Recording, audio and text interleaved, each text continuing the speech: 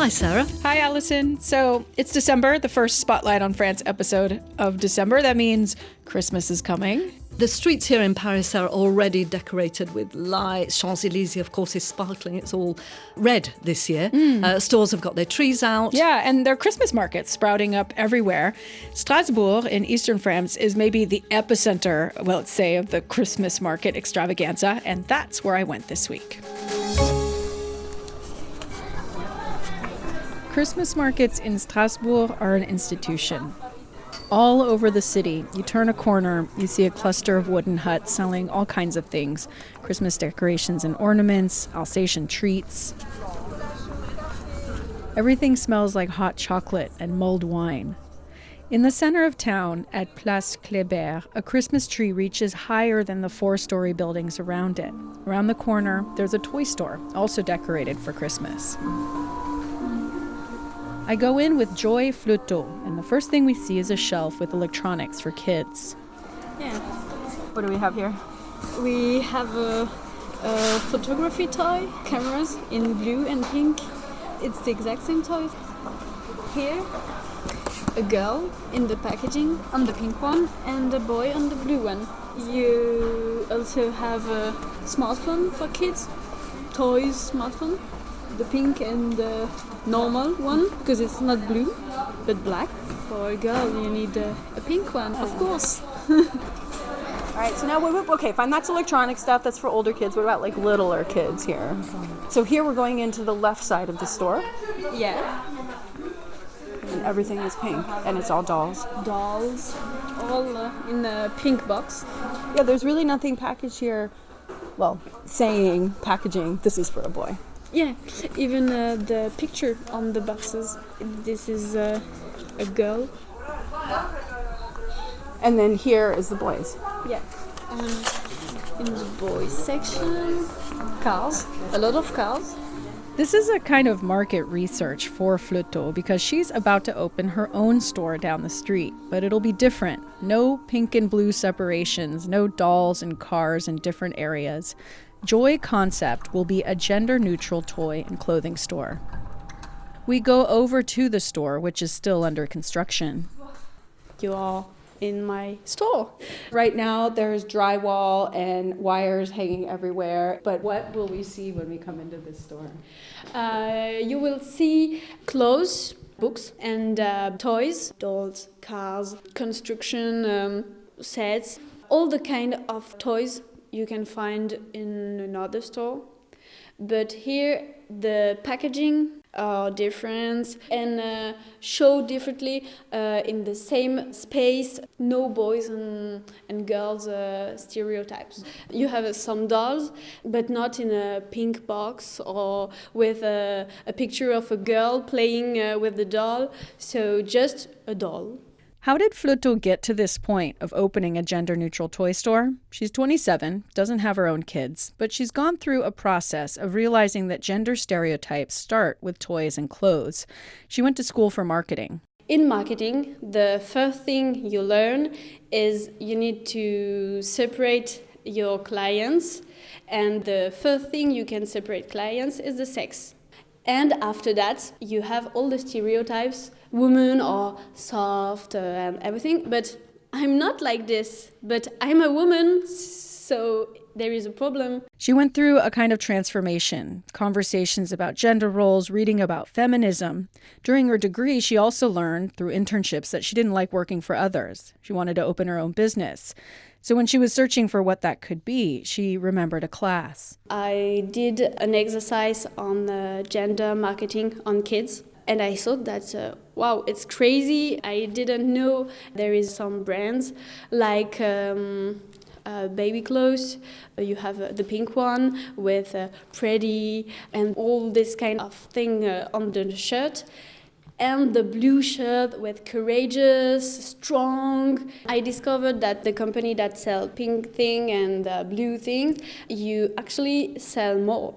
Because I like the example of the bikes. Because you have a pink bike for your daughter, and after that you have a little boy. But the little boy will say, oh no, it's a girl bike. No, it's a bike.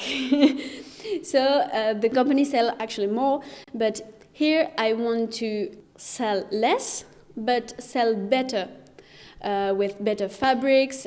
If you buy a gender-neutral quality shirt, you can keep it and give it to the boys or the girls, all the kids you have in the family. She realized this could be a good plan, a business with a mission she could get behind. Strasbourg is a good place to start, as there are people here interested in alternative ways of consuming, buying food directly from producers, looking for local products. Why not toys and clothes that address gender stereotypes? And Flotteau says that mentalities are ready for this. People have changed their ideas about gender, even over the last 2 years in France, after the Me Too movement. Before that, everyone tells me that I'm crazy, that will not work. Clients want pink thing, a blue thing, but after this movement, the society changes a little, step by step. People starting to see the sexism. There is evolution, but there is a ways to go. As much positive feedback that she's gotten on social media, she's also gotten pushback. A person tells me that, okay, the next step is to remove genitals from kids. No, no. I just want to don't put kids in the box because of their genitals. I want option in the store because a girl who wants a car, here she can. Because the car is just here in front of the dresses and everything. For a boy who wants a doll, it's an option. What does gender-neutral clothing look like? It's comfortable because kids are constantly moving, and you need to know that girls' clothes at the same age as boys, their clothes are tighter. So it's more difficult for a girl to run because of the clothes. So the clothes will be comfortable with great colors. When I tell people that I want to open a genderless store with clothing, they were like, oh, okay, you will have green stuff. What? Because green is seen as the neutral color. Yeah, I think.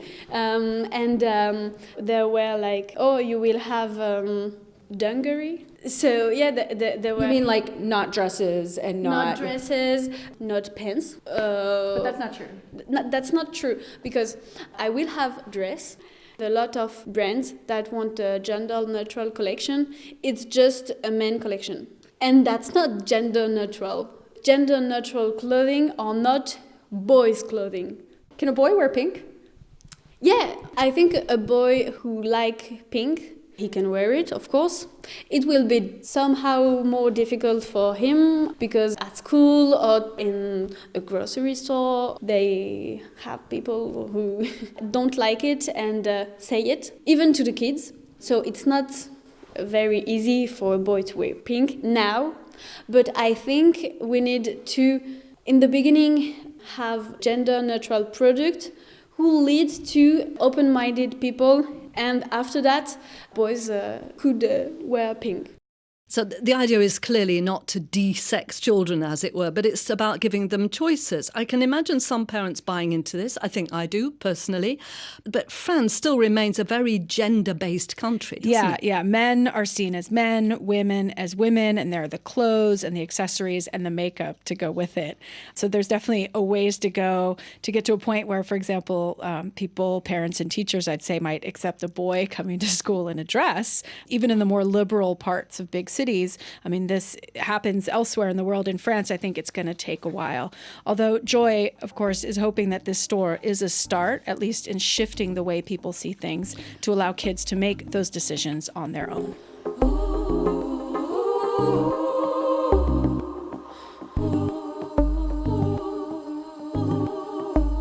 So, talking of Christmas, Sarah, or should we say les fêtes de fin d'année, the end-of-year holidays here in secular France, after all.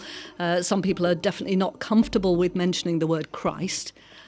State schools, in particular, which are a bedrock of secularism, or laïcité, as it's called here, don't do nativity plays, for example, or anything, in fact, that's related to religion. Yeah, but there are still Christmas parties. We were just alerted to ours that's happening next week in our kids' school, though it does seem to be more about Santa Claus and Christmas trees than Christ. Yeah, it's very consumerist, actually, if I'm honest. The French state, though, became officially laïque or secular 114 years ago this week. On the 9th of December 1905, the law separating church and state came into effect.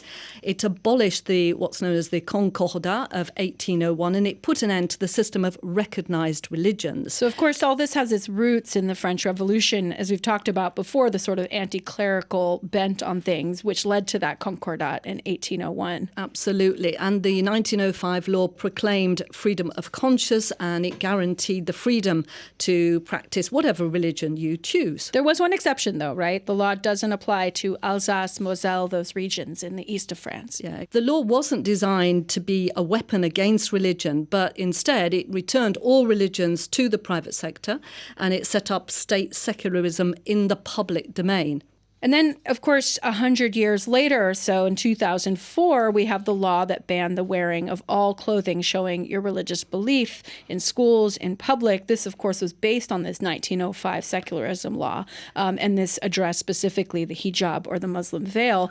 That created a lot of controversy at the time, though it's now been pretty much accepted. But what defines a public space continues to be problematic here in France. Recently, we've talked about this. We had the case of a veil-wearing Muslim mother who was accompanying her child on a school outing, and it so happened the outing was to a local council meeting.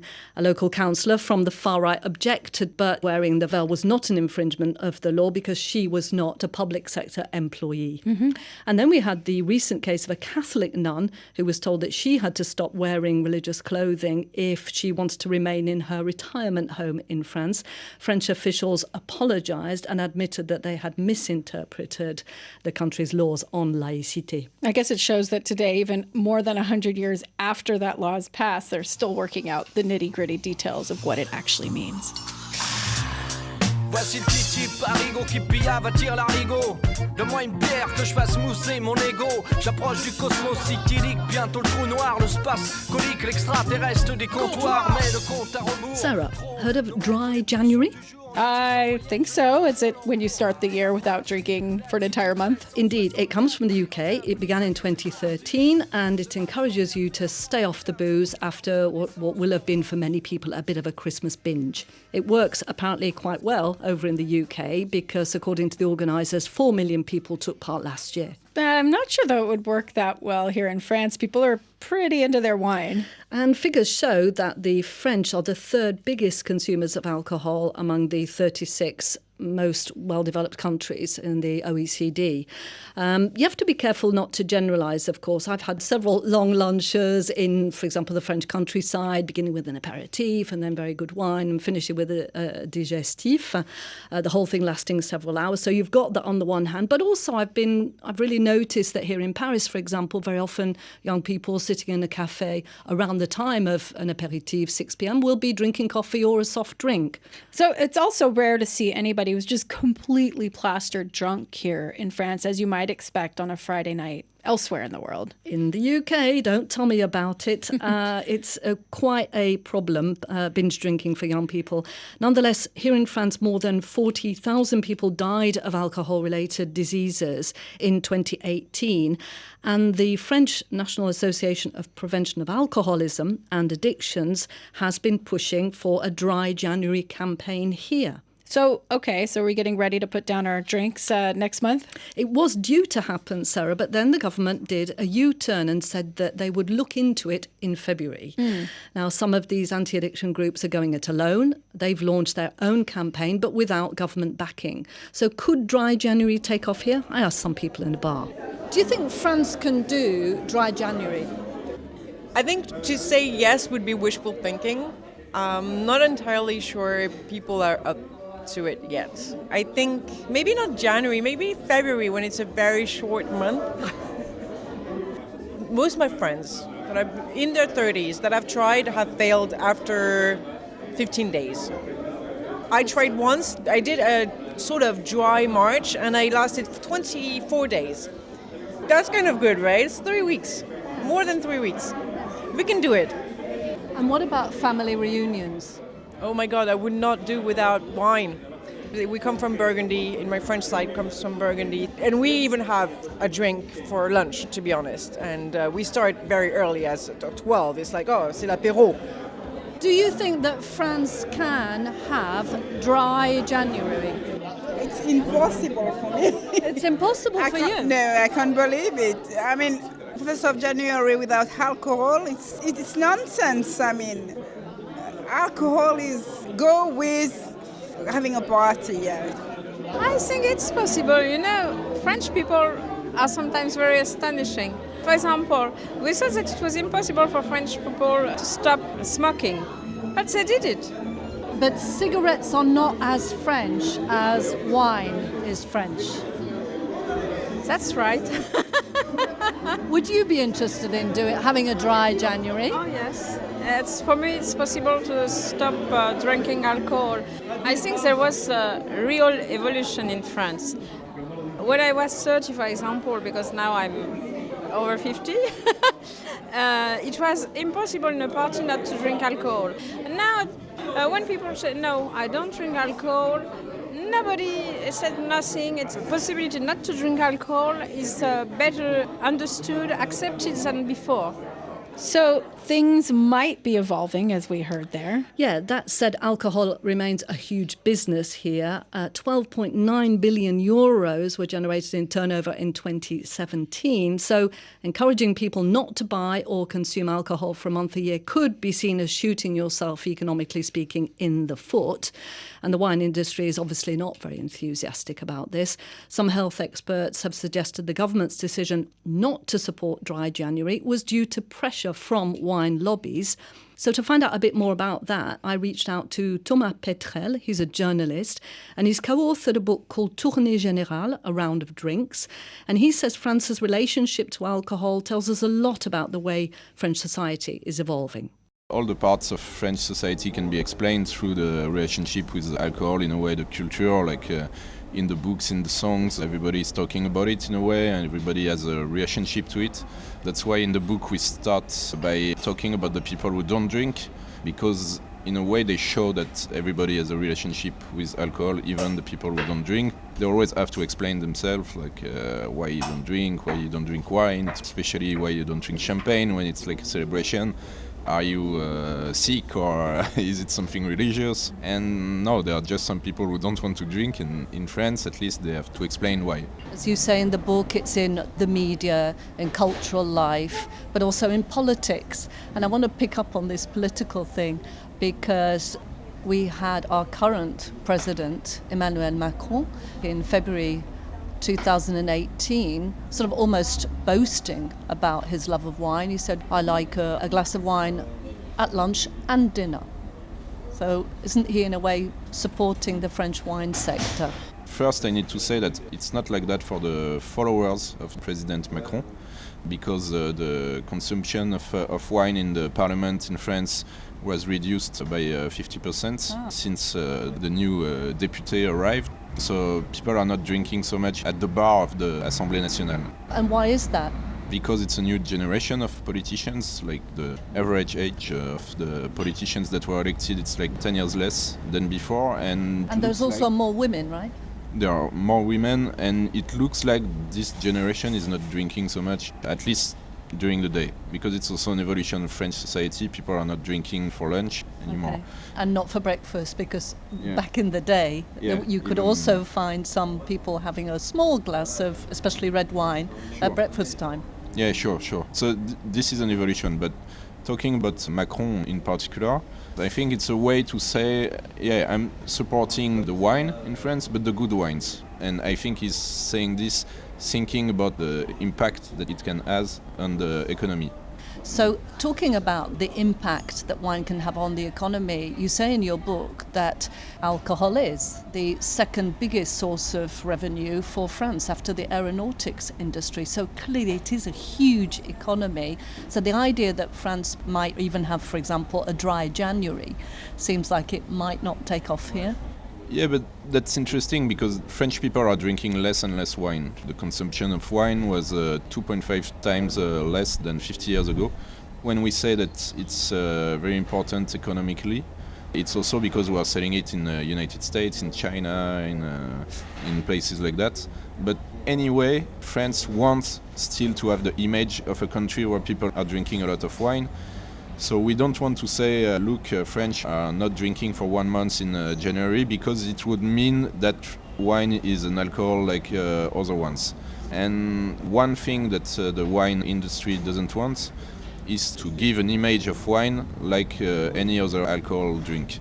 They don't want it to be like beer, like vodka or things like that. They want to say that it's like an art, like something that is really important with food. What they call a produit du terroir. Yeah. It's a real product of the land. And that's what they are selling abroad in a way. So I think what the wine industry doesn't want with the dry January, it's to think that wine is alcoholic drink. They want people to forget about it.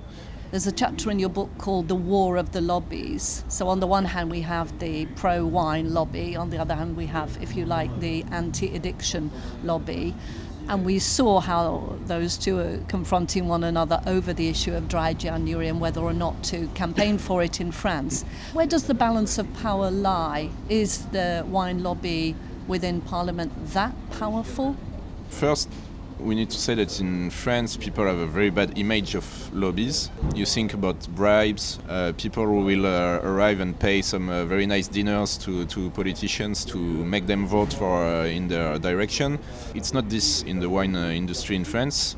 There might be a bit of free wine.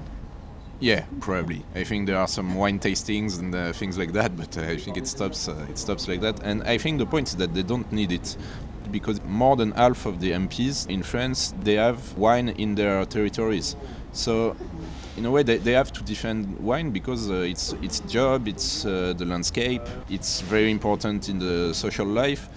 So most of the MPs, they are like, yeah, okay, we will do it, because they know that it's in their interest. But it's also a little bit hard for them to deal with the health problem. That is true. In France there is a health problem with alcohol and wine. The public health body have talked about 41,000 deaths in 2018 due to alcohol-related diseases.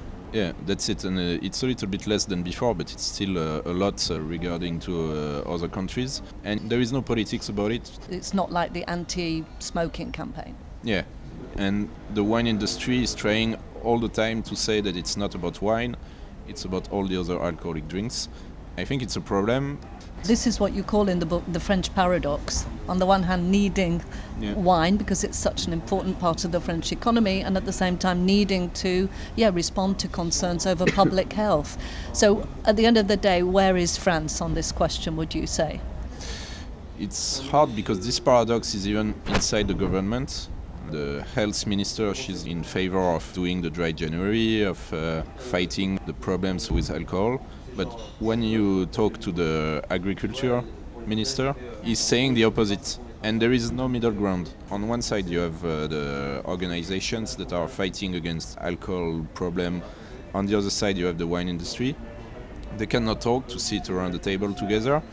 And there is no logic in all this. I think it would be easier to have a real talk about it, because people are making a living from wine. But on the other side, wine is killing people. There are people who are alcoholic with wine. It's hard to say it in France today, because there will be always people like Didier Guillaume, Minister of Agriculture, who will say, no, people are not alcoholic with wine, people are not killing themselves in the car with wine, it's only with beer, with vodka, with this kind of alcohols. You need to find the balance, and now the balance is more on the side of the wine industry than on the other side, I think. But it can evolve. Just you need to have a state-organized debate, I think.